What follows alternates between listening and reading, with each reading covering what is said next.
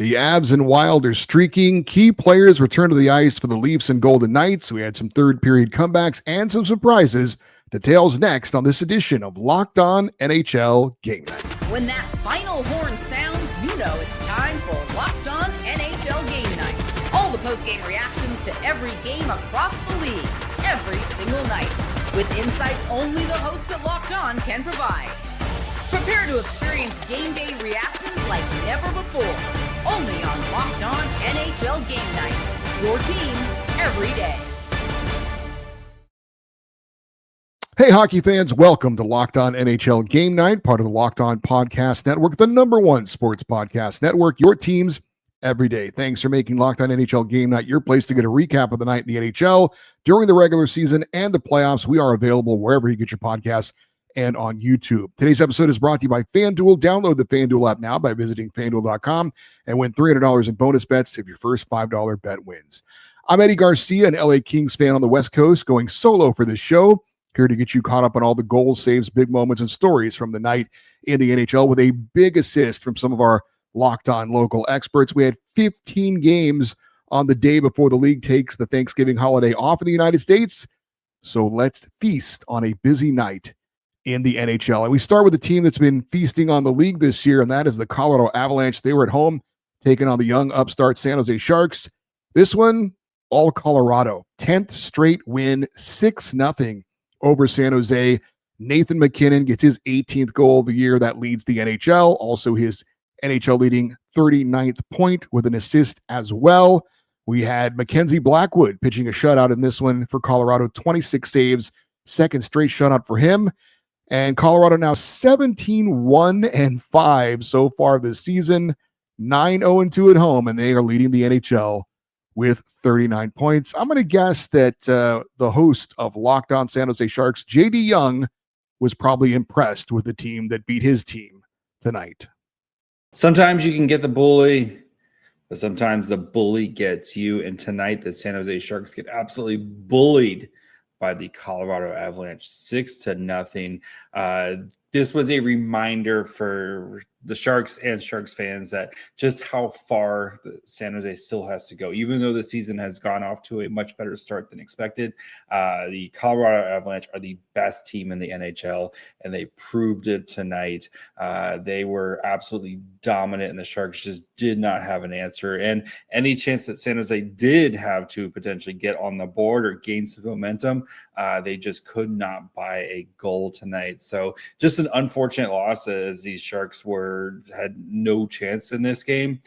So we'll try to take away some positives on your next episode of Locked On Sharks, wherever you get podcasts. And of course, you can watch on YouTube as well. Don't feel too bad, JD and Sharks fans. The Avalanche have been doing this pretty much to everyone all season long. One of the hot goalies in the NHL felt the wrath of the Avs in this one. Yaroslav Askarov for San Jose allowed 4 goals on 19 shots before getting pulled in this one. Colorado, the class of the NHL as we hit the Thanksgiving break. Maybe our game of the night in Chicago, where the Blackhawks were hosting the Wild. Minnesota extending their winning streak to 6 in a row with a thrilling 4-3 overtime win over the Blackhawks. Let's get a report on this one from the host of Locked On Minnesota Wild, and that is Seth Topol. It just looked like it wasn't going to be the Wild's night. They fell behind 2-0 in the second period to Chicago, nearly 3-0 before a goal by Tyler Bertuzzi was overturned for being offsides.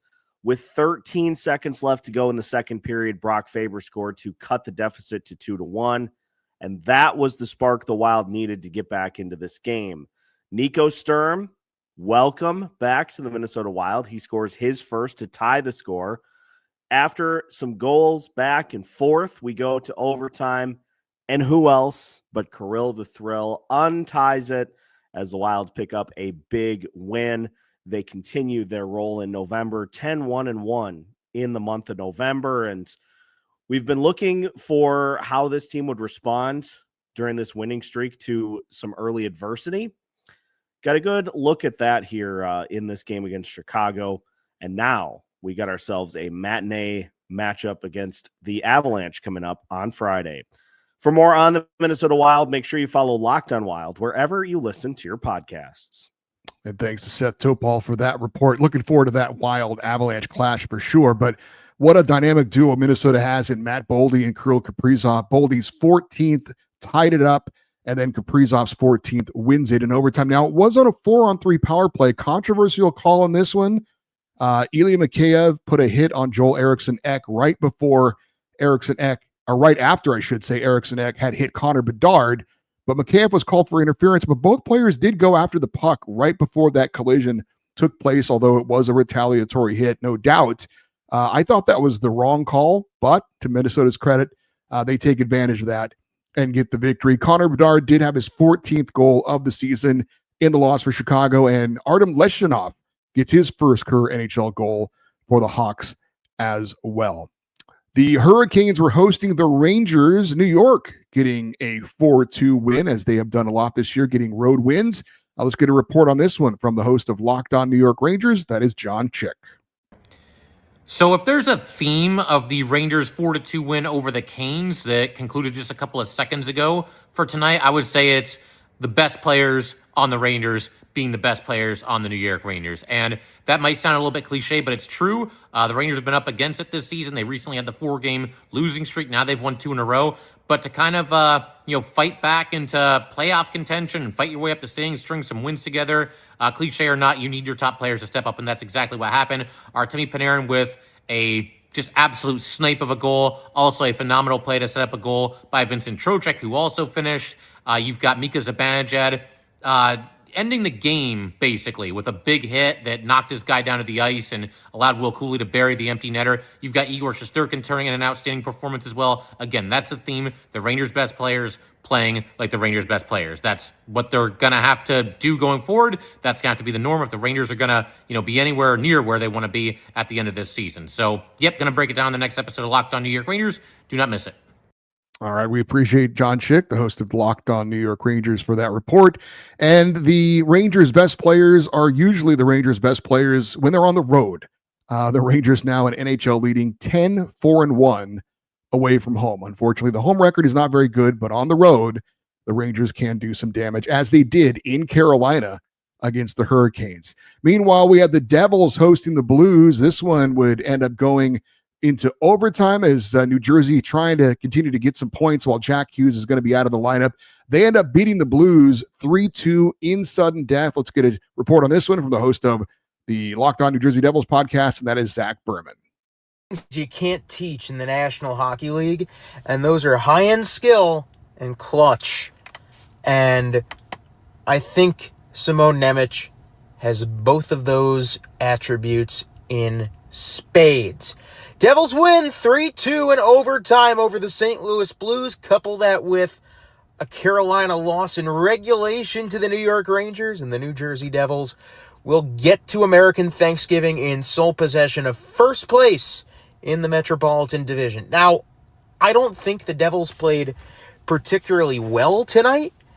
They only had 2 shots in the third period, and against a team as bad defensively as St. Louis, they're going to have to be better. But so much can be forgotten and forgiven with the way the game ended. Nico Hischier, a ridiculous play to keep the puck in behind the net, and then just the picture-perfect sit-up to Nemo. Slams home the one-timer past a very good Jordan Binnington tonight, and the New Jersey Devils pick up yet another point at home this year. Well, in fact, they pick up 2, but they have not lost a home game in regulation all season. Are they perfect? No. Do they need a lot? Yes. But despite everything, are they finding ways to grind out wins? Yes. And that, at the end of the day, is something I and every Devils fan should be thankful for. All right. Thanks to Zach Berman for putting a little Thanksgiving spin on that win for New Jersey. Nico Hischier gets his 8th of the year on the power play. And as he mentioned, Simone Nemec, his 5th of the season, the overtime game winner, his 2nd OT game winner this year. For New Jersey, now 9-0-1 at home. First time in franchise history. They've won 9 of their first 10 home games. And as he mentioned, 1 point up on Carolina for first in the Metro. For St. Louis, now 0-5 in overtime games this season. We had the Islanders hosting the Bruins. Boston getting a 3-1 win, thanks in large part to their goaltender. Let's get a report on this from the host of Locked On Boston Bruins, and that is Ian McLaren. Third time's a charm for the Toronto Maple Leafs.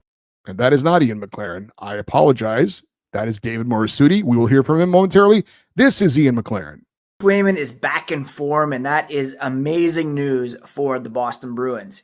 He made a season-high 39 saves and a 3-1 win over the New York Islanders tonight. The Islanders had the goalie pulled with like 4.5 minutes remaining in this game, and Swayman was the reason the Bruins were able to lock down the win. They also got the first NHL 2-goal game from Alex Steeves, who scored a beauty shorthanded off a rush with Fraser Minton, who had a toe drag for an amazing assist. And the Bruins, after a bit of a disappointing trip out west, come back east and are able to get the win on Long Island before coming back to the confines of home this weekend. Jeremy Swayman, just by far the best goalie for the Bruins this season. He needs to keep starting, and the Bruins need to ride this hot hand. All right, thanks to Ian McLaren for that report. And yes, Jeremy Swayman was excellent in this one. Patrick Waugh, the head coach of the Islanders, is not afraid to pull the goalie with lots of time left if he feels like that's what the team needs to do. Love it. All right, Austin Matthews back for the Maple Leafs. Would that be the difference for Toronto? We'll check in on that next here on Locked On NHL Game Night. Most people can't name all their financial accounts or even what they're worth, whether it's 401ks, properties, or investments. And when you don't have the full picture, you can end up leaving money on the table. That's where Monarch comes in. It is an all-in-one personal finance tool that brings your entire financial life together in one clean, easy-to-use interface on your laptop or your phone. Monarch is built for people with busy lives. If you've been putting off organizing your finances, Monarch is for you. You can link all your accounts in minutes, see clear data visuals, get smart categorization of your spending, and finally feel in control of your money without ever touching a spreadsheet. You can maximize investments, increase your savings rate, easily review finances with your partner or financial advisor while keeping a clear view of your financial health week to week and long term. Don't let financial opportunities slip through the cracks. Use the code LOCKEDONNHL at monarch.com for half off your first year. That's 50% off your first year at monarch.com with the code LOCKEDONNHL. Let us continue with a busy night in the NHL as the Blue Jackets are hosting the Maple Leafs, and Austin Matthews back for Toronto after missing 5 games. And maybe that helped. Probably that helped as the Leafs get a 2-1 overtime victory. Let's check in with the host of Locked On Toronto Maple Leafs, and that is David Morisuti. As they earn a 2-1 victory over the Columbus Blue Jackets. I'm David Morisuti from the Locked On Leafs podcast, and it was William Nylander that ended the game for the Toronto Maple Leafs in overtime. But the real story of this game was Joseph Woll. He kept the Leafs in this one for the majority of the game. Yes, the Leafs did have one goal against that was called back after the Leafs successfully challenged for an offside, but it was the Leafs goaltender who kept them in the game, making amazing save after amazing save, especially in the third period with the Blue Jackets up. And then Easton Cowan tied the game late, and Joseph Woll still had to be brilliant to get this team to overtime. And that's when William Nylander struck, and he also passed Matt Sundin for the most goals in overtime. We'll discuss the win and more on the next edition of the Locked On Leafs podcast, part of the Locked On Podcast Network, your team every day. And thanks to David Morisuti for that report. William Nylander gets his 11th on the season, 15th career overtime game winner. Joseph Woll had 1 goal on 36 shots. As for Austin Matthews, yes, he was back. Did not have any points in this game, although he was on the ice in overtime and was kind of wide open. William Nylander kind of faked it like he was going to pass it to him, and I think that got the attention of all the Blue Jackets, including the goaltender Jet Greaves, and then Nylander smartly and sneakily snuck a shot past the Blue Jackets netminder for the victory. We had the Canadiens in Utah taking on the Mammoth. Goodwin here in Montreal gets a 4-3 win thanks to a third period comeback. Let's check in on this one with the host, one of the hosts of Locked On Montreal Canadiens, and that is Laura Sava. We're having a pajama party here on Locked On Canadiens because that game was so late, and thankfully the Habs did not make us stay up too late to watch a loss. They beat the Utah Mammoth despite the underlying numbers heavily favoring Utah. The Canadiens had a very rough second period. It felt like everything fell apart after a very strong first period. Again, a strong 2-goal first period. The Canadiens fall apart, allow 3 goals in rapid succession, and it really is something that they are going to have to look at and they are going to have to fix, because in that last game against Toronto, they beat the tar out of the Maple Leafs on the strength of a really good second period. So they really need to do something about it. It even looked like Jakub Dobiš was doing okay in the first and third period, but the second period he also allowed 3 goals, but was also fighting the puck. There's something about that second period that isn't going right that they are going to have to address very quickly. Well, the second period wasn't great, but the third period was, as Nick Suzuki scored the second of his 2 goals in this game. He's now got 7 on the year, and Ivan Demidov, the rookie, gets his 8th. That's your game winner, and he leads all rookies in points with 18. So Montreal, with the strong third period, able to get the victory in Utah. How about another comeback? This one in Florida, where the Panthers are hosting the Flyers. Philadelphia pulling away late for a 4-2 win in this one. Let's get a report on this one from one of the hosts of Locked On Philadelphia Flyers, and that is Ross Cohen. Ross Cohen here for the Locked On Flyers podcast. The Flyers pull out a 4-2 win over the Florida Panthers. They were down 2-0. They clawed their way back. Sean Couturier broke a 17-game scoreless streak. Jamie Drysdale and Emil Andre had a couple of assists each. Matvei Michkov had a goal, not enough minutes. We'll talk about that. But this is a really great game by Dan Vladar. He really kept the Flyers in it when Florida was piling on the offense for about a period and a half. So big win. They get 2 points, and now they move on. All right. Thanks to Russ Cohen for that one. It was Sean Couturier and Tyson Forrester with third period goals for Forrester, his 8th of the year. That was the game winner. And as he mentioned, Dan Vladar, another strong game in net, 2 goals allowed on 27 shots. He's been one of the low-key great additions in the offseason in the NHL. The Red Wings were hosting the Predators. Nashville with 5 third period goals to get a surprising 6-3 win in Hockeytown. Let's check in on this one with one of the disappointed hosts of Locked On Detroit Red Wings, and that is Brian Fisher. Getting a little bit tiresome to say that the Red Wings had the edge in shots and shot attempts in a hockey game, but come up short at the end of the game. Now, the Red Wings have a winning record, right? They were top of the division a couple days ago. But the Eastern Conference and the Atlantic Division is too tight to be dropping games to the league's worst Nashville Predators. The Predators coming into this game had not scored more than 5 goals in any game this season. Any. They scored 5 in the third period alone, as the Red Wings have a disastrous third. And it's more of the same. When the Red Wings lose, it's because of 2 big things. A lack of finishing from anyone besides DeBrincat, Larkin, or Raymond, and defensive miscues that shouldn't be happening, like 2 defensemen going to cover the same side of the net, or nobody covering the net front at all as everyone's stuck behind the goal line and puck watching. Wings lose 6-3 to the Predators. All right, thanks to Brian Fisher for that one. Ryan O'Reilly, Eric Howell, Steven Stamkos closing out the game in the third period with 3 consecutive goals in that victory over Detroit for the Predators, just their second road win all season long. And how about another surprise? This one out west, as the Ducks were hosting the Canucks. Vancouver pulls out a surprising 5-4 victory in this one. Connor Garland gets his 6th of the year. Drew O'Connor, his 7th, into an empty net. Actually ended up being the game winner because the Ducks scored a very late goal to make it a 1-goal game. Nikita Tolopionov in net for Vancouver. Yeah, I said it right, maybe. 4 goals allowed on 41 shots, but he gets the win over the Ducks in this one.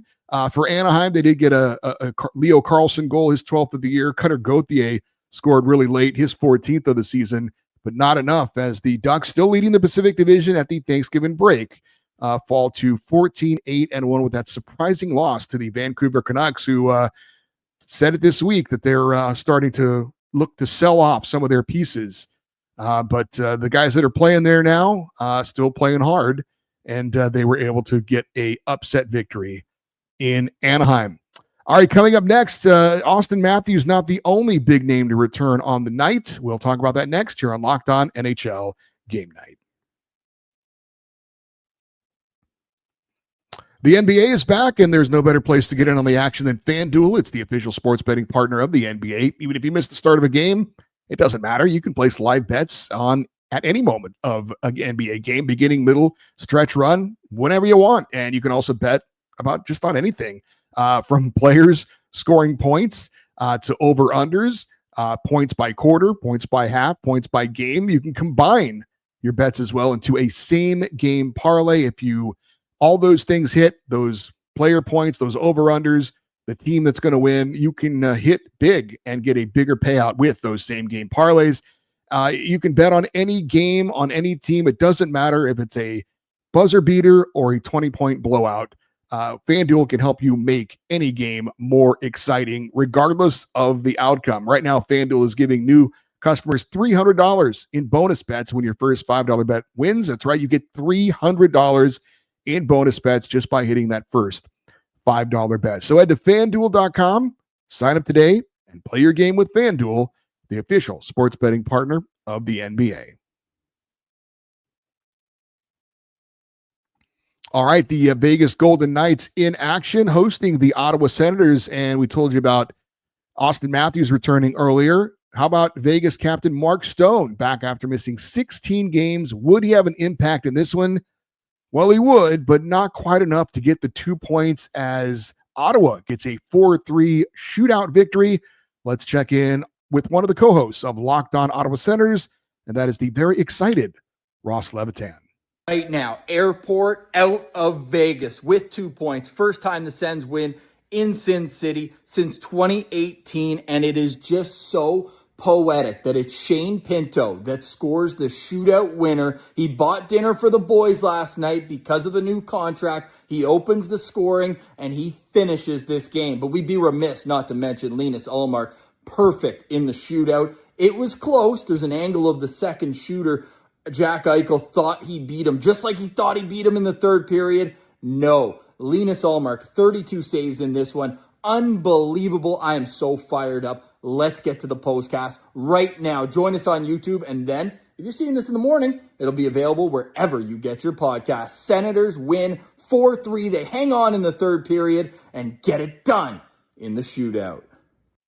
Oh, I love the energy from our guy Ross Levitan there in Ottawa, as Shane Pinto scored his 11th of the season in the first period, and then he comes back to finish it off with the only goal in the shootout, as the Senators continue to play very well without Brady Tkachuk. The Sens are 11-4-4 on the season with Brady Tkachuk out of the lineup, and hopefully he'll be coming back soon for them. For Vegas, he mentioned Jack Eichel. He gets his 11th of the year, and Mark Stone did score on the power play to tie this one up, get into overtime, and at least get the Golden Knights a point out of this one. So welcome back to Mark Stone, who is a welcome sight for Vegas Golden Knight fans without question.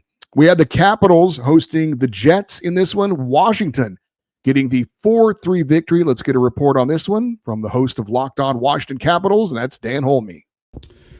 The Caps down the Jets by a score of 4-3. Hi, this is Dan Holme of Locked On Capitals. Well, continuing in the trend from the last game, the defense had big contributions in the goal-scoring department. John Carlson opens the scoring, but Jacob Chikrin, man, this guy is on a heater. He scores in this game as well, has points in 9 straight games and a goal in 4 straight. There was a cool ceremony for Alex Ovechkin before the game, but Ovi scores his 11th goal of the season, and that is good for career goal number 908. Connor McMichael, it's all about opportunistic opportunities, and with a turnover by the Winnipeg Jets, he finds the back of the net. As far as possession, like in the second period, the Capitals had quite a bit of possession, but they didn't make the most of their opportunities.